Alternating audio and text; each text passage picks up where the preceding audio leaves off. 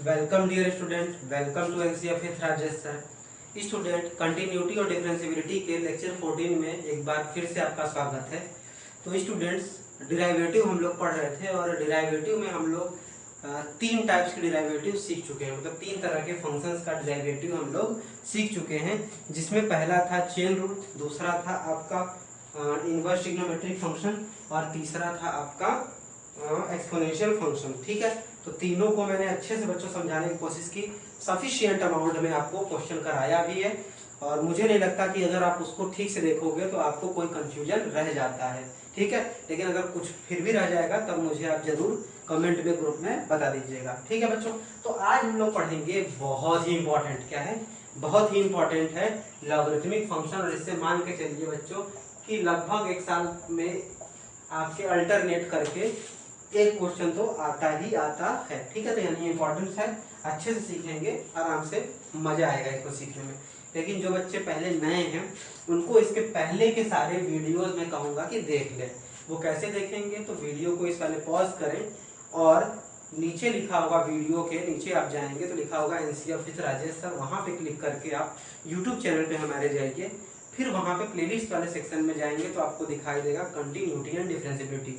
तो मैं यही आपको सजेस्ट करूंगा कि आप लेक्चर 1 से देखना, वहां से स्टार्ट करिए, ताकि चीजें आपको एक ऑर्डर में समझ में आए और तब आप अच्छे से ग्रैस्प कर पाएंगे। यहाँ पे क्या है, बीच से अगर सीखेंगे तो उतने अच्छे से सीख नहीं पाएंगे। तो पहले लेक्चर 1 से देखिए और अप टू 13 तक देखेंगे, तब आपको समझ में आएगा कि नहीं, चीजें कितनी अच्छे से वहां पे समझाई गई हैं। मैंने यही कोशिश किया है कि आपको सारी की सारी चीजें आसान लैंग्वेज में सिखाई जाए। फिर अगर आप ये कंप्लीट कर लेते हैं प्लेलिस्ट, तो आप बाहर आएंगे इस प्लेलिस्ट के तो आप देखेंगे कि और भी सारे प्लेलिस्ट अलग अलग चैप्टर्स के आपको बना के प्रोवाइड किए गए हैं। तो मैं ये भी चाहूंगा कि आप उन सब प्लेलिस्ट पे भी क्या करें, विजिट करें और सबको देखें। और बच्चों, जब भी हम लोग क्वेश्चन करें तो पेन और पेपर के साथ करें, यानी कि जैसे जैसे मैं कराते जाऊं वैसे वैसे आप कर दें। तो सबसे पहले बच्चों, लॉगरिथमिक फंक्शन का यूज हम पहले कहाँ कहाँ करते हैं ये समझ लेते हैं। बच्चों, जनरली 3 केसेस में हम लॉगरिथमिक फंक्शन का यूज करते हैं। कितने केसेस में बच्चों? 3 केसेस में। ध्यान सुनिए, पहला केस बच्चों जब वेरिएबल के ऊपर वेरिएबल पावर है। ध्यान सुनिए, जब वेरिएबल के ऊपर वेरिएबल होगा तब हम लोग लॉगरिथमिक फंक्शन का यूज करते हैं, पहला। दूसरा, जब आपका जो फंक्शन है वो इनटू में बहुत ज्यादा दूर तक दिया है, मतलब 3 से 4 एक्सप्रेशन फिर 5 एक्सप्रेशन इनटू में दिए हैं, यानी कि कॉम्प्लेक्स स्ट्रक्चर है। तो जब भी कॉम्प्लेक्स स्ट्रक्चर हो तो वहां पे हम क्या करेंगे, आपका लॉगरिथमिक फंक्शन का यूज करेंगे। और तीसरा, कुछ बच्चों ऐसे सवाल होते हैं इन्फिनिटी वाले होते हैं, वो आगे के लेक्चर में मैं कराऊंगा, परेशान होने की जरूरत नहीं है। तो इन्फिनिटी वाले क्वेश्चंस में हम क्या करेंगे, लॉग का यूज करेंगे। फिर से सुनते हैं बच्चों, लॉगरिथमिक का हम कहाँ कहाँ पे यूज करेंगे, लॉगरिथमिक डिफरेंशिएशन का हम लोग यूज करेंगे 3 जगहों पे। पहला, जब वेरिएबल के पावर वेरिएबल हो, ठीक। दूसरा, जब आपका कॉम्प्लेक्स फंक्शन दिया हो, कॉम्प्लेक्स फंक्शन का मतलब कई सारी चीजें आपस में इंटू करके दी हुई हो।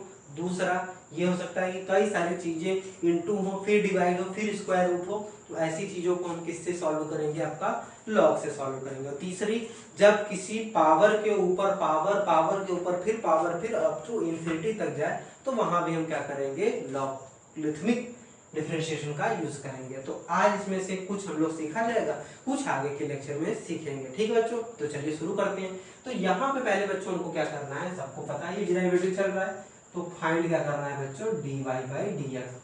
अब अगर जितने पीछे के चीज हमने पढ़ा दिया है, अगर उसका यूज होते हुए दिखाई देगा तो आपको यूज करना है।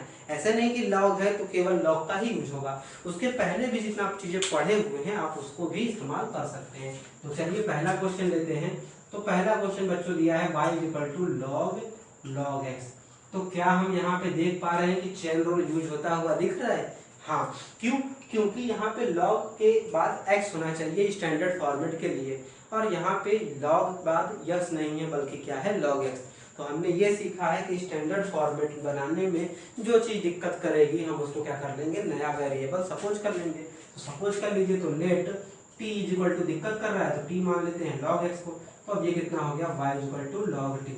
फिर हमने ये कहा कि इसका डिफरेंशिएशन करेंगे, फिर इसके रिस्पेक्ट में करेंगे यहाँ वाला जो फंक्शन होगा। तो ये क्या हो गया बच्चों, d y by d t log x का होता है 1/x, तो ये क्या हो जाएगा 1/t। टी की वैल्यू कितनी है वो रख देंगे 1/log x, तो कितना हो गया d y by d t बच्चों 1/log x। फिर हमने ये कहा कि जो हम सपोज करेंगे उसको भी क्या करना होगा स्टूडेंट्स, डिफरेंशिएट करना होगा। तो चलिए टी को हम क्या कर देते हैं, डिफरेंशिएट कर देते हैं। अब यहाँ पे फंक्शन कौन सा है, यक्स का, तो यक्स का फंक्शन है तो यक्स के रिस्पेक्ट में हो जाएगा। log x का कितना होता है 1/x। फिर मैंने कहा कि d y by d x अगर आपको बनाना है तो d y by d t और इसको जो हम सपोज किए हैं दोनों को क्या कर देंगे, इनटू कर देंगे। तो ये देखिए यहाँ से इनटू करने पे ये खत्म हो गया। अब कितना आया है d y by d t 1/log x, और ये कितना आया है 1/x। यानी कि जो क्वेश्चन डिजायर्ड था उसका बच्चों डिफरेंशिएशन कितना हो गया 1/x log x। क्लियर होगा बच्चों, आसान है। ठीक, चलते हैं दूसरा। तो यहाँ पे तो कोई हमने अभी लॉग का यूज नहीं किया। दूसरे से क्वेश्चन से बच्चों जो मैंने बताया टाइप, उसके पहला टाइप क्लियर होगा। यानी कि पहला टाइप क्या कह रहा है कि जब कॉम्प्लेक्स स्ट्रक्चर हो, क्या हो बच्चों, जब कॉम्प्लेक्स स्ट्रक्चर हो। मैं उम्मीद करता हूँ कि आप लोग साथ साथ लिखते भी चल रहे होंगे, इसीलिए मैं कहता हूँ कि कॉपी और पेन के साथ बैठिए, ताकि मैं इरेज कर देता हूँ तो आप साथ साथ लिखते चलेंगे तो आपको फायदा होगा। तो पहला जो हम लोग करने जा रहे हैं, यानी ये जो बी क्वेश्चन है, y = cos x × cos 2x × cos 3x। ठीक है बच्चों, तो यहाँ पे क्या है कि सभी चीजें क्या है मल्टीप्लाई में और बहुत सारा है। अगर हम यहाँ पे प्रोडक्ट रूल से करेंगे तब भी आएगा, लेकिन थोड़ा सा लेंदी हो जाएगा। तो इसको आसान बनाने के लिए बच्चों क्या करेंगे, लॉग ले लेंगे। ठीक है, मैंने बताया दूसरा टाइप है। तो taking log both side, taking log both side. ठीक है, तो चलिए ले लीजिए। तो ये क्या हो जाएगा बच्चों, log y, ये बताइए कितना हो जाएगा, log कितना हो जाएगा cos x × cos 2x into क्या हो जाएगा cos 3x। ठीक है बच्चों, अब हमको पता है कि log लेते हैं और अगर इंटू है तो किसमें कन्वर्ट हो जाएगा, प्लस में। तो ये हो जाएगा आपका क्या log y, ये क्या हो जाएगा log cos x, फिर क्या हो जाएगा प्लस log cos 2x, फिर क्या हो जाएगा log cos 3x। ठीक है बच्चों, अब यहाँ पे क्या करेंगे, डिफरेंशिएशन करेंगे विथ रिस्पेक्ट टू x सबका। तो डिफरेंशिएशन हम करेंगे विथ रिस्पेक्ट टू x। ठीक है बच्चों, तो इसका करेंगे बच्चों, तो मैंने बताया है कि इसको आप इम्प्लिसिट फंक्शन है तो इसको आप x की तरह ट्रीट करेंगे, और करेंगे तो log x का कितना हो जाएगा 1/x, लेकिन x की जगह क्या है y है, तो 1/y, फिर dy बाई dx लगा देंगे। अब बच्चों एक हम कर लेते हैं, फिर उसके हिसाब से इन सबको लिख लिया जाएगा। तो हम log cos x को कर लेते हैं अलग से। ठीक है, log cos 3x को चलिए कर लेते हैं। तो यहाँ पे देखिए बच्चों क्या है, तो मान लो u है, तो यहाँ पे log की जगह यक्स होना चाहिए। तो यक्स में क्या दिक्कत कर रहा है, cos 3x, यानी इसको t मानना पड़ेगा। तो t मान लीजिए, कितना हो गया log 3x, cos 3x को t मान लीजिए, तो कितना हो गया u = कितना हो गया log t। फिर इसका डिफरेंशिएशन करेंगे du बाई dt, तो बताइए कितना हो गया 1/t, यानी कितना हो जाएगा 1/cos 3x। क्लियर हो बच्चों, फिर t को हम लोग मानेंगे, तो t कितना है बच्चों cos 3x, लेकिन हमको डिफरेंशिएशन किसका पता है बच्चों, किसका डिफरेंशिएशन पता है cot x का। यानी यहाँ पे एक चीज और दिक्कत कर रही है, वो क्या है 3x ना होके कितना होना चाहिए x, यानी इसको फिर मानना पड़ेगा। तो चलिए मान लेते हैं। तो लेट u = बच्चों कितना हो गया 3x, मैं बोलता हुआ भी चल रहा हूँ बच्चों। तो t = बच्चों कितना हो गया cos u, अब ये किस में है u में, तो dt बाई du = कितना हो जाएगा माइनस साइन u, और साइन u कितना माने हैं 3x रख दिया। ठीक, अब लास्ट क्या बचा आपका बच्चों, जिसको नहीं समझ में आ रहा है, ये चेन रूल में कर रहा हूँ, प्रीवियस वीडियो आप देख सकते हैं। अब बचा आपका u = कितना बच्चों 3x, तो du बाई dx 3x का करेंगे कितना आएगा 3। फिर मैंने कहा जितना सब्स्टिट्यूशन करते हैं उसको ओरिजिनल वाले डिफरेंशिएशन के साथ इसको डिफरेंशिएट करके इंटू कर देते हैं। यानी कि ये पहला स्टार, ये दूसरा स्टार और ये तीसरा स्टार, इन सबको क्या कर देना है, इंटू कर देना है। तो इसकी वैल्यू आ जाएगी log cos 3x की। तो क्या आ गई, ऊपर देख लेते हैं। तो ये आ गया 1/cos 3x। ठीक है बच्चों, इंटू कितना हो गया माइनस साइन 3x। ठीक है बच्चों, फिर क्या हो जाएगा 3। ठीक है, यही देख पा रहे हैं। तो चलिए इसी को बस बैठाते हैं। तो अब देखिए बच्चों, यहाँ का करेंगे तो यहाँ पे क्या था बच्चों 3x था, और यहाँ पे क्या है बच्चों x है। तो क्या हो जाएगा सिंपली 1/cos x, यहाँ पे क्या हो जाएगा माइनस साइन x। अब बच्चों यहाँ पे 3x था, यहाँ पे केवल x है, तो कितने से इंटू हो जाएगा 1। आ रहा है समझ में सबको, बस इसी को मैं वहां अप्लाई कर रहा हूँ, परेशान ना हो। फिर देखिए यहाँ पे क्या है, cos 2x है, यहाँ पे कितना था बच्चों cos 3x, तो क्या हो जाएगा 1/cos 2x। फिर क्या हो जाएगा, यहाँ पे बच्चों क्या था 3x था, यहाँ पे कितना हो जाएगा -sin 2x हो जाएगा। फिर यहाँ पे कितना था 3 आया था, यहाँ पे कितना है 2 है, ठीक है, प्लस अब ये वाला है, इसके वाला उतार देते हैं। क्लियर हो रहा है बच्चों? एक बार मैं इसको फिर से रिकॉल करा दे रहा हूँ आपको, ताकि चीजें आपको समझ में आ जाए। ये हमने क्या किया कि ये मैंने चेन रूल से बना दिया। अब हमने इसी का यूज करके सारा लिख दिया, तो मैंने पहले इसको लिख दिया, ठीक है।